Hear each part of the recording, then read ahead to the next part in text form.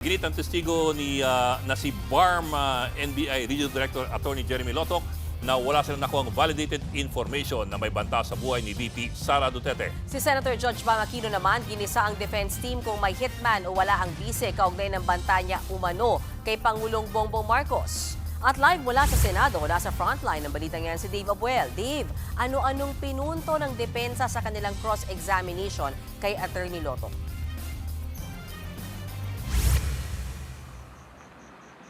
Bokmean bahagyang nagkatensyon ng punahin ang ilan sa mga typo error sa mga affidavit at subpoena ng NBI kaugnay ng investigasyon nila kay Vice President Sara Duterte.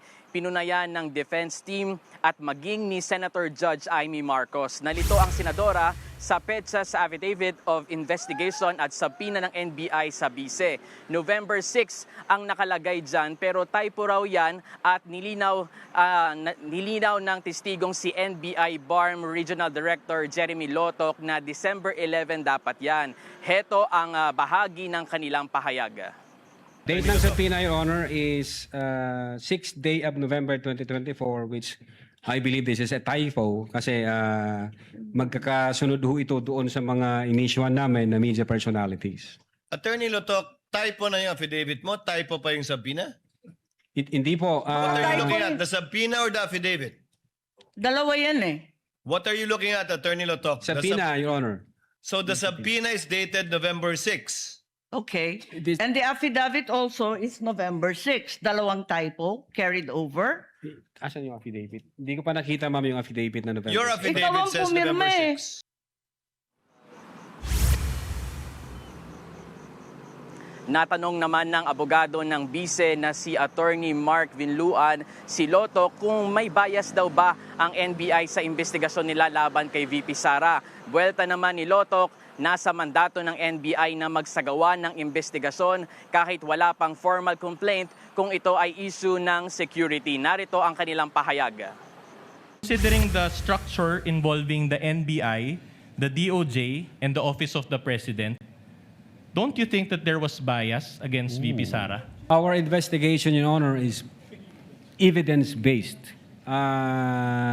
Nung pinag-usapan ho namin ito, nung ina-analyze ho namin ito, nung nag-follow kami ng mga phases, analysis, we believe and we agree that among ourselves na buo ang ebidensya, kompleto ang ebidensya, na-comply natin yung requirement ng prima facie case.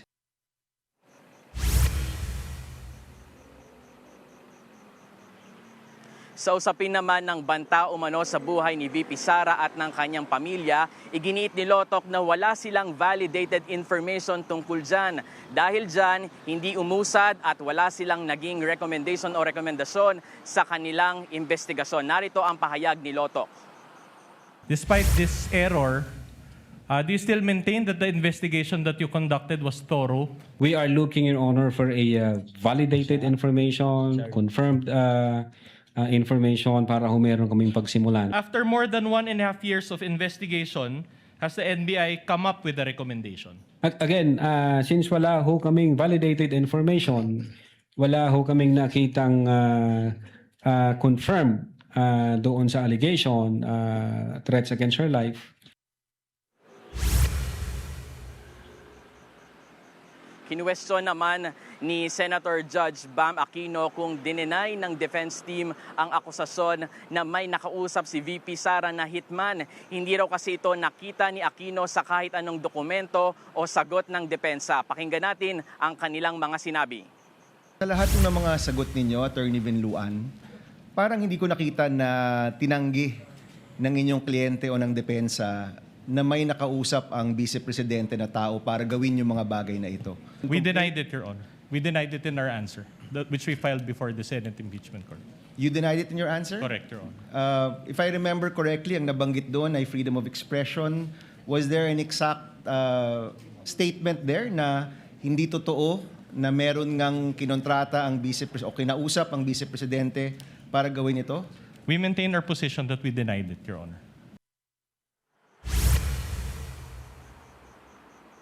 Sa kabila niyan, muling binalikan ni Aquino ang depensa tungkol dyan. Matatanda ang sinabi ng defense team na taken out of context ang sinabi ng bise sa umano'y banta niya sa Pangulo. Wala rin daw pruweba na may nakausap na hitman si VP Sara. Narito ang bahagi ng kanilang usapan. So, ang sagot po nyo, and this is my final question, Presiding Officer, ang sagot po nyo, kailangan i-prove ng prosecution na merong hitman.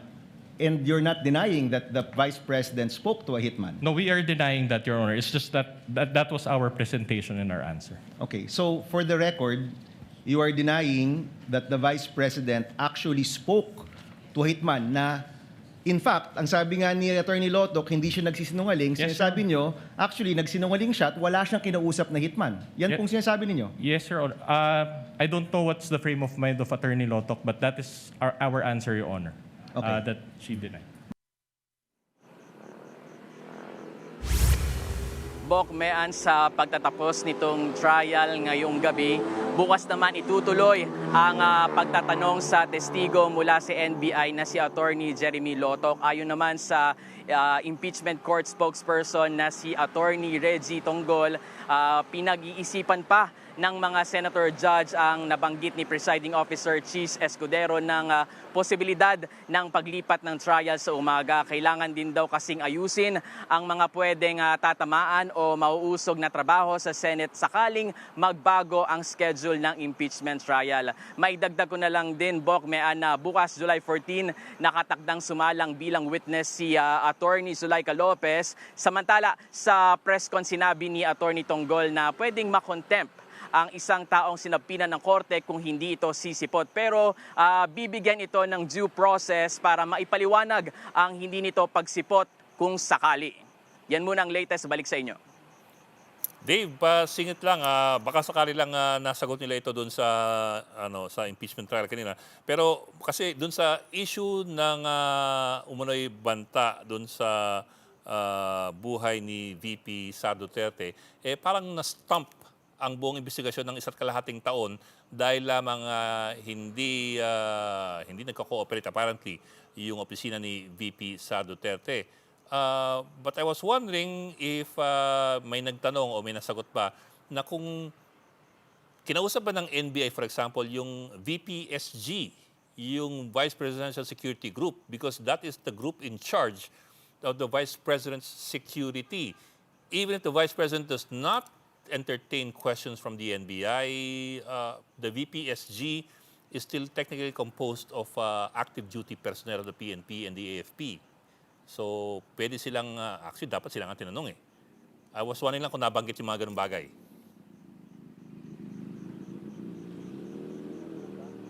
Bok, dun sa latter part nung trial na monitor natin, hindi na masyadong nabanggit itong bahaging ito. Ang napagtaunan na doon, actually naubos yung oras ng latter part ng trial doon sa typo error, doon sa mga dokumento ng NBI. At after nun nga ay hindi na nagsagawa ng press con ang dalawang panig, ang prosecution at ang defense. Ang tanging nagpa-press con na lamang ay si Attorney Tonggol. Bok.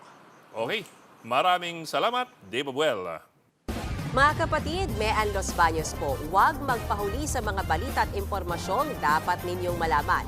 Para sa mas malawak na balitaan at diskusyon, mag-follow at mag-subscribe na sa social media pages ng News 5.